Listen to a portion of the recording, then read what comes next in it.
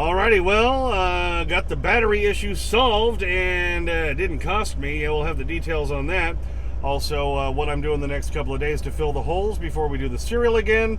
Rant on SD cards.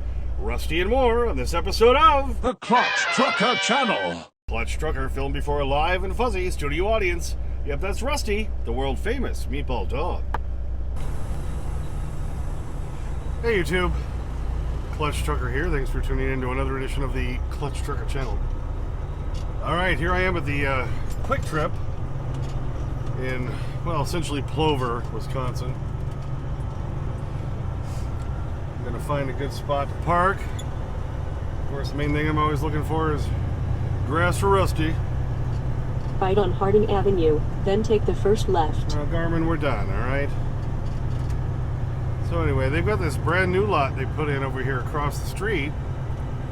And I think I'm going to go over there where less trucks are coming in and out. Since it's pretty early in the day, 11 o'clock back to standard time. But I was able to stop at the Petro in Wyoming-Minnesota, have them look at the batteries, and we got that all taken care of. And I didn't have to pay a thing, baby. That's the beautiful part. I think we're going to take this angled spot right over here, backed up to the grass for Rusty. Nice and flat. I think this will be good. It is a blindside back. I always hate it when truck stops put in blindside backs, but I like Kwik Trip so much, I'll forgive them. Because I love the stuff they have inside and those pre-made meals and everything. And you can get real groceries there. I wish all truck stops would follow the Kwik Trip Kwik Star model, because it's a beautiful thing, baby. Alright, we'll just get her backed in, and then once I get parked, I can give you all the details of the whole battery situation. And thanks to everybody who commented and gave me suggestions. Always appreciate that. It gives me other things to look at and to consider. Alright, I think we'll straighten her out just a little bit more, because I'm a little more to the right side than the left side. These are nice, big, wide spaces. It's another thing I wish all truck stops would do. Pilot, so I pilot, never park. I try to never park there. They make their spots so narrow, you got a real good chance someone's going to take your mirror off or scrape your truck or trailer trying to get in to park next to you. If you hit me in one of these wide spots trying to get in next to me, well, then you're just a really, really lousy driver. What do you think? Alrighty. Get her backed in. And plus, even though it's across the street, it's still real close to the main building. So this is a nice Kwik Trip to park at. And this concrete lot, nice and flat. Can't beat that, baby. See, I just want to show that. See, the main lot's over there behind this truck, which so you can't see it, where the fuel pumps are. You can see the cat scale over there, and that main lot's over there. And then they put in, just like a year or so ago, these two huge lots on this side. Look at this. Look at the size of this one I'm in. Huge. And then right over there, see, there's another one across that little ravine. Great access. Tons of parking. This is a great Kwik Trip to park at here in Plover, Wisconsin. Okay, yeah, so here it is, Sunday the 5th. Of course, if you did not set your clock back last night, go ahead and do that. Gave me an extra hour overnight. So what I did is I took a nice long break Friday night into late Saturday afternoon.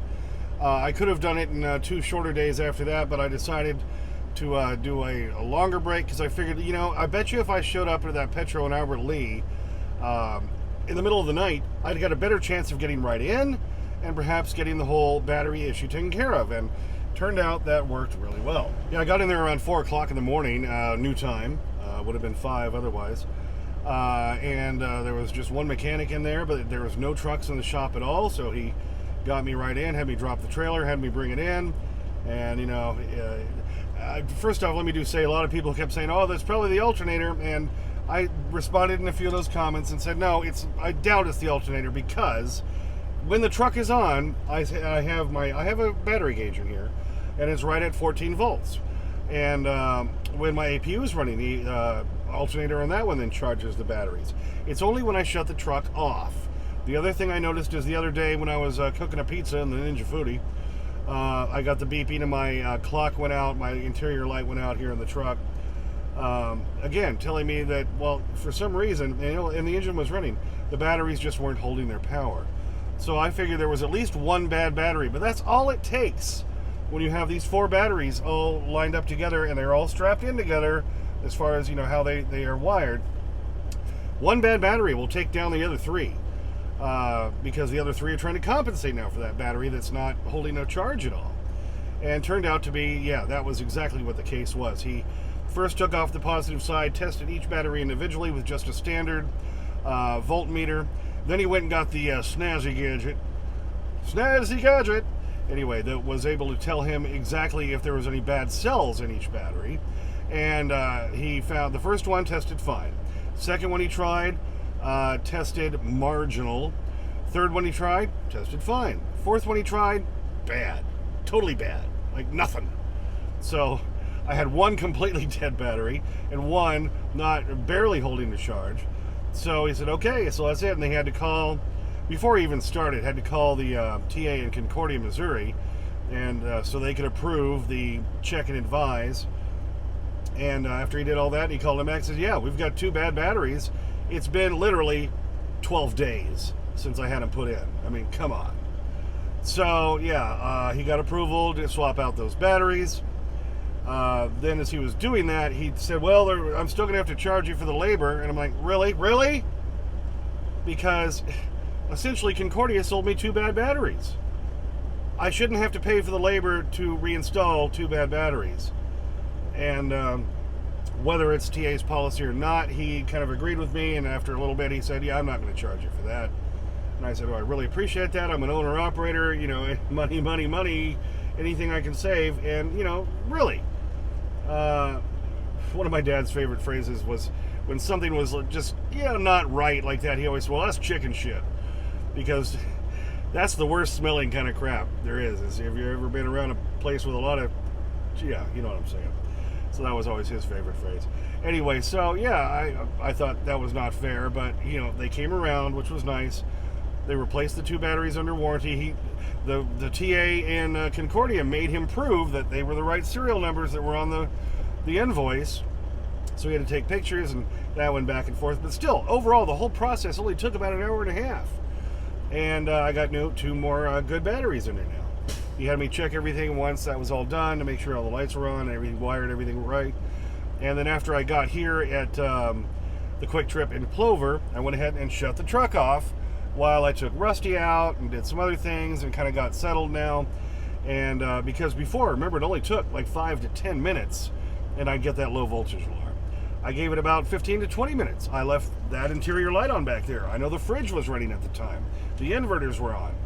I had the dome light on for about 15, 20 minutes and then started up the truck, started up just fine, no low voltage issues. So that obviously was the problem. What do you think? Now, I know some people did say in the comments you could have probably saved a couple $100 by buying them at a Freightliner dealer and then doing them yourself. Yes, and I have done that many times before. A set of the regular batteries. Now, Elliot just bought a set. He bought the new gel type batteries, which are almost twice the cost of the regular batteries, but they have a 36-month warranty, where the standard acid batteries only have about an 18-month warranty. But I only get about a year to a year and a half out of a set of batteries, and that's, about average for this truck. And remember, I've got a lot of these appliances in here and everything, so that's about all I get. But over time, with everything else, reduces my cost. And like I say, yes, I have changed them out myself before. But that day, it was raining, for one. Didn't really feel like sitting on the wet ground, dealing with electricity, trying to swap those out. And they were only charging $106.99 on top of the cost of the batteries to put them in for all 4. So that really wasn't bad. So, that's why I went ahead and did that. Now, here's an advantage to doing that. By having TA do it and they put them in, and now later on if there is an issue, well, now it's on them. So now, of course, they were forced to eat that. And they had to then give me 2 brand new batteries. So if I had bought them at Freightliner myself, I'd have a lot harder time proving the battery was bad in the first place, yada, yada, yada. This was just easy, more convenient, and like I say, an hour and a half, and now my problem was solved, because I showed up at 4 o'clock in the morning, which, made a big difference. So overall, I think that was still the right thing to do and a tasty way to do it. Oh, and I do have to say, yeah, okay, so it was $106.99 for the TA Concordia to put the batteries in. Of course, they always charge those the environmental fee and the shop fees, which brought it up to probably around $150 for them to install the 4 batteries, but that's not bad. Okay, it's just like when you go to a hotel, and they, it's $79 a night or $104 a night, and then you get the bill, and then it looks like you're paying for the Boy Scouts and the Girl Scouts and the city sewer system, all these extra charges that are on there, and then the resort fee. What the hell is that? So, same kind of thing. Anytime you go to a shop, you're always going to pay probably another $30 to $50 in these shop supplies and shop fees and environmental fees. So, at least, like I say, they ate that. I did tip the guy who did that because now he didn't charge me labor. So, and now I've proven that was the right thing. And like I say, it was. I had 2 bad batteries. They sold me 2 brand new 2 batteries that were bad. So that was the other reason I was trying to do this as soon as possible, so they couldn't claim really anything else. 12 days. Come on, folks. It had been literally the Wednesday a week ago that I did that, or was it a Tuesday? I think it was a Tuesday. So it hadn't even been a full 12 days. So I made them eat that.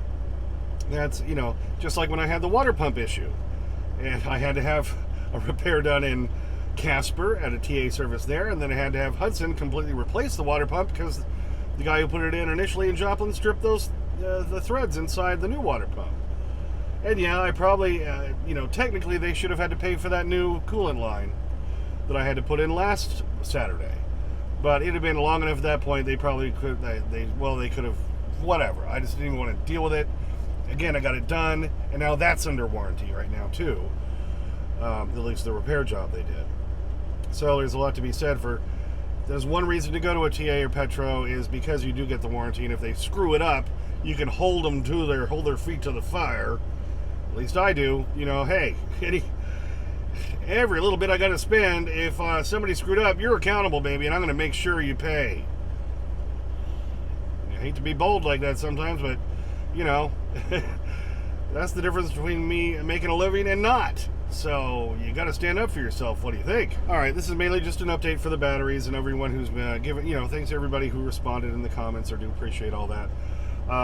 Do want to say, yeah, Rusty is doing better because I got to the comments finally from a couple of videos ago where Rusty had pooped on my seat and everything. Yeah, he's feeling much better. He's prancing all around. You saw him at the beginning. You'll see him at the end here again. Yep, he's doing good. So there's happy news for Rusty.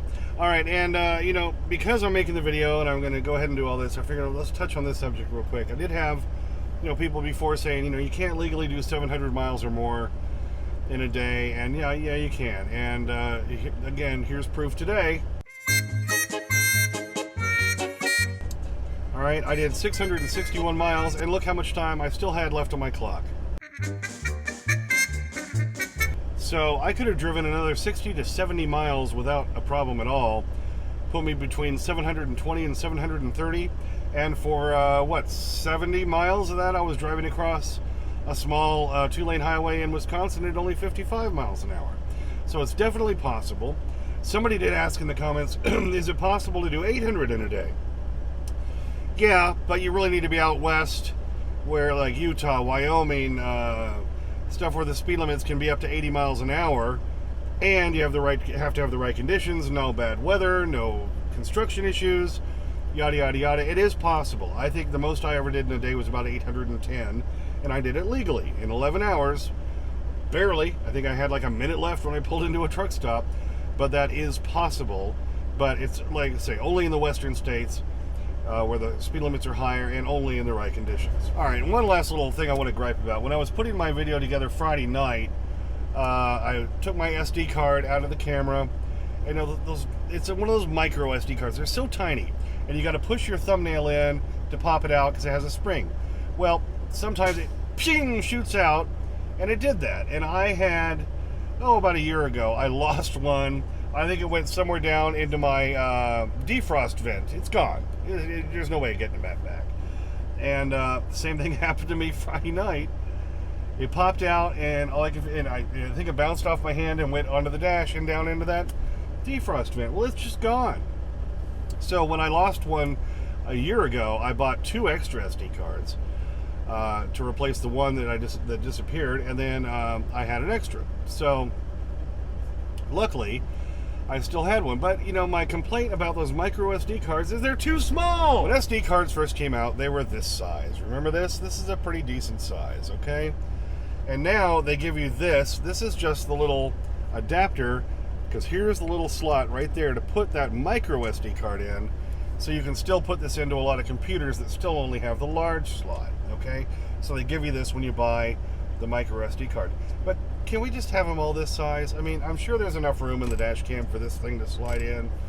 I've lost now at least 2 or 3 of those damn micro SD cards because they're too damn tiny. And, you know, sometimes I found them, they'll bounce down and they'll go on the floor. I gotta pull out my little flashlight, my little rechargeable flashlight that I love, and get down there and try to find the stupid thing. And usually I've found it, but now there's twice at least where it's got bounced up onto the dash and zipped down into my defrost vent.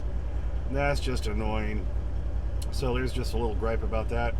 Can we go back to this size? And I know they never will. This I can't lose as easily. It won't go down the vent. I'm just saying. All right, so I deliver the lignite tomorrow morning in Rothschild, Wisconsin at Beauregard, USA. Then I drive about 50 miles over to my pickup in Spencer, Wisconsin, and that goes to Marshall, Minnesota, for a Tuesday morning delivery. And then I'm going to run up to Perham, P-E-R-H-A-M, Perham, however you might say that. Put it in the comments, correct me, please. And pick up a load of like popcorn, going back to the McLean in Northfield, Minnesota, literally across the street from where I pick up Wednesday for my load of cereal that brings me back to Cheyenne for a Thursday afternoon delivery. And then I pick up the lignite again then Friday at the end of the week, coming back up here to Wisconsin. Here, I'll show you the route I'll be doing in Minnesota. All right, the little blue triangle there is where I am now in Plover. I just take I-39 up to Rothschild. We'll deliver there tomorrow morning. Then I go over there to Spencer, Wisconsin, pick up my load, and that's going to be insulation. We shoot straight across. I'm going to fuel up there. Once I'm finally done with this heavy load, I can fill all the way up in Hudson. Then we just go straight through the bottom of the Minneapolis-St. Paul area. I'm going to stay there in Clara City, Minnesota, where there's a Roadie's truck stop tomorrow night.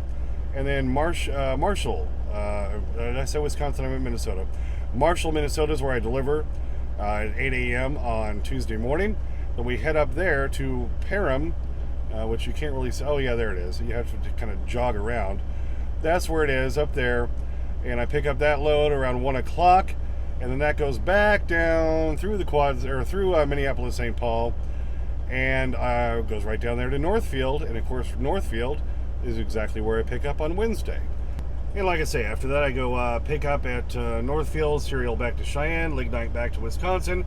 Hopefully we'll get the cereal again next week because I've got another lignite for 15th. The 15th is, I think it is, yes, of November, of the lignite again coming back this way. Hopefully we get that loop going, baby, yeah. Well, thanks for tuning in for that one. Yep, got those batteries done, didn't have to pay. I always like that. You clutch trucker likes things free, baby, thank you.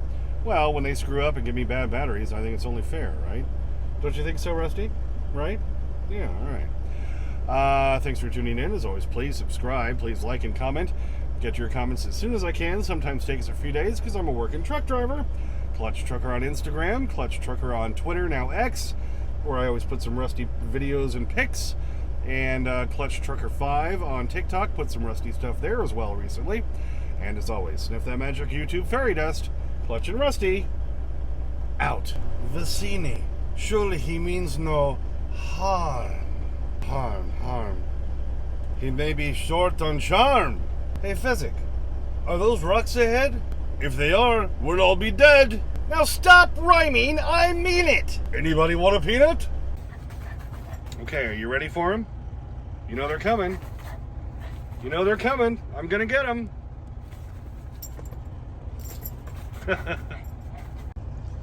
All right, Fuzzy, there you go. I know a lot of people have been saying I shouldn't be feeding him the begging strips because of all the bad stuff in him, and I know. But, you know, at this point, he's 13 years old, almost 14. He's really older than I am. I'm not going to deny him his one treat, not for now. I can't be that cruel. He's a good dog, good companion, keeps me company, barks at anybody who comes near the truck, lets me know he's my truck alarm. I'm not going to deny him the begging strips, you know? And it makes him such a happy dog. Now, if it does start causing him health problems or something, well, we'll do something else. But for right now, look at that happy face. A little piece right there. Better get it. No, right here. It's right there. All right.